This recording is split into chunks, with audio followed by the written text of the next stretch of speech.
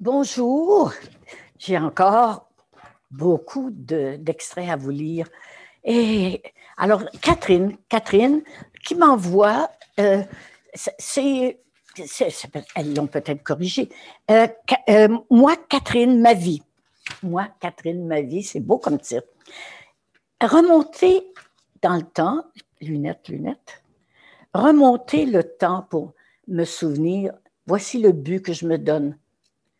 Remonter le temps aussi pour redécouvrir ce qui m'a façonné, ce qui a marqué ma vie et pourquoi pas ce qui m'a hanté. Aujourd'hui, à 74 ans, je choisis ce regard sur le passé et je replonge dans mes souvenirs. Souvenirs, quel mot chargé. Je dirais plutôt sensation, car c'est le corps qui se souvient.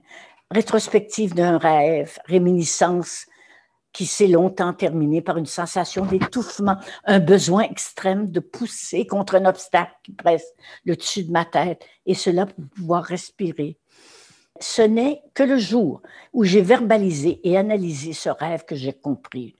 C'était ma naissance, sans aucun doute. Les images d'un corridor, d'une fenêtre, d'un arbre dont il me faut suivre le tronc en me laissant couler, un ruisseau dans lequel je me muse sur le dos, un crochet pour changer de direction, toujours sur le dos, et l'obstacle qui m'oblige à un dernier effort suprême, effort qui me délivrera d'une posture devenue impossible, que de sueur à chaque nuit, où mon sommeil fut coupé par ce rêve incompréhensible alors. Souvenir, une sensation, une image, un visage, une voix, visage de ma mère qui me parle. Je suis assise dans la cuisine, l'eau est chaude et la débarbouillette est douce. Elle me lave, elle me parle. La sensation est agréable, la situation sécurisante. Ce même visage, je le vois encore en contre-plongée.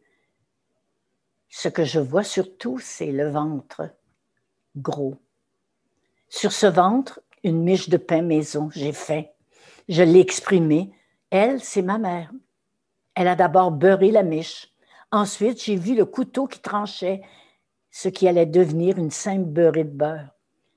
J'ai appris le mot tartine plus tard. C'était bon. Ce visage a aussi une voix qui chante, une voix que j'écoute. Cette voix, dans son chant, raconte une histoire. Ma mémoire imagine et reproduit des images douces. Son chant s'accompagne d'un ronronnement, me rappelant celui du chat. C'est le rouet qui tourne, car tout en chantant, ma mère file la laine. Je suis assise devant elle dans ma petite chaise berçante. Nous sommes dans la cuisine et il fait bon. J'ai chaud dans ma robe de laine rouge, laine que ma mère a sûrement tricotée. Mes chaussons sont aussi en laine. Elle les a fabriqués avec des pompons. Je ne sais pas pourquoi on en parlait car en utilisant le mot pichou. Les pompons, c'était des pichous. Le mot est doux à mes oreilles. Mon père, ma mère, un couple uni. Première pensée qui me vient en pensant à lui. Un homme que je voyais comme avec beaucoup de potentiel pour gérer les affaires. D'ailleurs, combien de fois est-ce que ma mère devenue veuve, la grand-mère Zénaïde, ne l'a-t-elle pas appelée auprès d'elle car il fallait aller voir aux affaires? Calme est le deuxième mot qui me revient pour le qualifier. Un trait de caractère tout aussi typique chez sa mère. Il aimait parler politique, fidèle, libéral, aimait son travail d'agriculteur et faisait ses tâches avec du cœur au ventre. J'ai appris qu'il a fait partie des fondateurs de la Caisse populaire de Saint-Joseph de Beauce et que dans ses jeunes années, il aurait participé au conseil de la commission scolaire, à la chorale de l'Église aussi. Pour moi, il reste un homme d'humeur égale, une personne qui inspire la sécurité. Lorsqu'il prenait le temps de s'offrir un loisir, il aimait bien jouer aux cartes, aux 50. Aux 500 ou aux 50? Elle est écrit aux 50. Il avait aussi fabriqué un damier et sculpté avec un groupe chacun des carrés pour les dames. Nous avions deux façons de jouer aux dames. C'est avec lui que j'ai appris le jeu.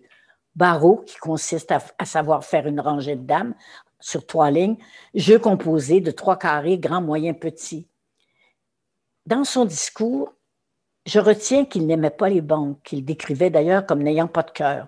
Lui, mon père, avait à cœur les journaliers. Il a su leur faciliter l'accès à la propriété en continuant à ce que son père, le grand-père Fortunat, avait commencé à savoir louer un fonds de terrain pendant un nombre déterminé d'années pour permettre à ses journaliers ouvriers de commencer la construction d'une maison.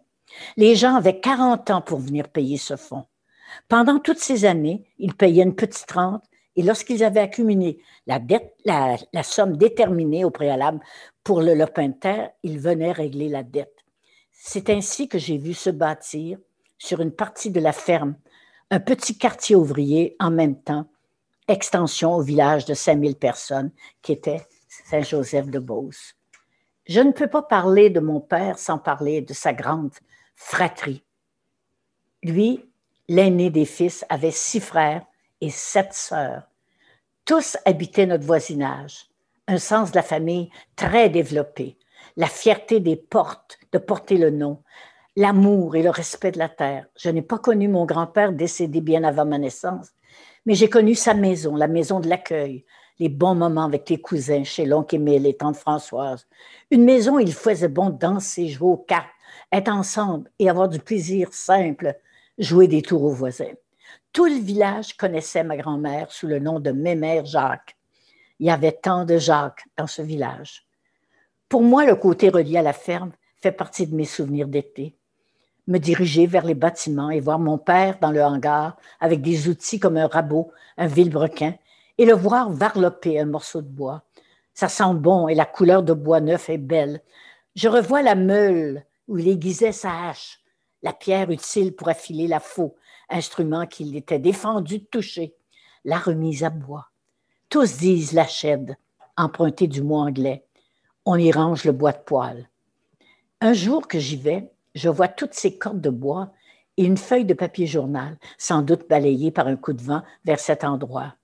Me revient en tête l'expression entendue « bois de papier ».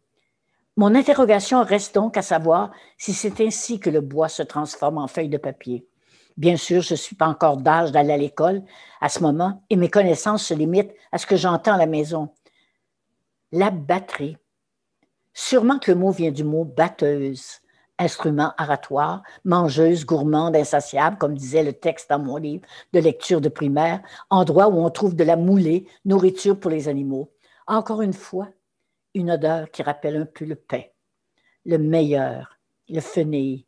On prend la liberté de sauter dans les tasseries, endroit où on s'entasse le foin sec. Ce n'est pas permis, a dit mon père, car cela fait chauffer le foin, dont je ne suis pas toujours, mais je ne suis pas toujours une enfant obéissante, et c'est un plaisir redoublé lorsque les petits voisins viennent sauter avec moi. Puis il y a aussi les grandes boîtes de bois dans lesquelles s'entassent des grains d'avoine. Le bonheur, c'est de marcher pieds nus sur les grains d'avoine. La sensation sur les pieds est stimulante. Aujourd'hui, je doute de la compétence de cette dame qui maniait la baguette plus facilement que les explications. Pauvre petite Fernande, qui ne pouvait faire la différence entre I-U, A-O. Toutes assises à nos bancs, nous voyions son cou rougir sous les coups répétés, muette de peur devant cette cruauté, face à un enfant probablement dyslexique, une maîtresse totalement ignorante des difficultés d'apprentissage d'une petite. Comment ne pas oublier la difficulté que j'avais à tracer le chiffre 2? Je revois encore les coups de stylo dans mon cahier tout neuf et dont j'étais si fière. Un chiffre que je traçais comme un Z, le 2, et auquel j'ajoutais des petits cercles à chaque extrémité. Et dans les angles aigus, je me reconnais tellement. La seule que je n'ai pas aimée du tout, cette maîtresse-là, elle me faisait si peur, cette maîtresse. La seule que je n'ai pas aimée de tout mon primaire, je la surnommais le bœuf. Déformation du mot bœuf, taureau, un autre animal de la ferme qui me faisait peur. J'ai appris plus tard que cette maîtresse avait succédé à ma sœur, mariée au mois de mai, qui était maîtresse d'école avant elle. Que de bonheur j'aurais eu à avoir ma Germaine comme enseignante. Alors, si je vous ai lu, c'est que elle a des souvenirs, elle, très heureuse, des souvenirs heureux de sa jeunesse. Alors que la plupart, ce sont des souvenirs mixtes, des bons moments, mais aussi des mauvais moments. Alors, on peut écrire sa biographie même si on n'a pas souffert, si on n'a pas eu une enfance malheureuse. Merci. J'espère vous avoir intéressé. À la semaine prochaine.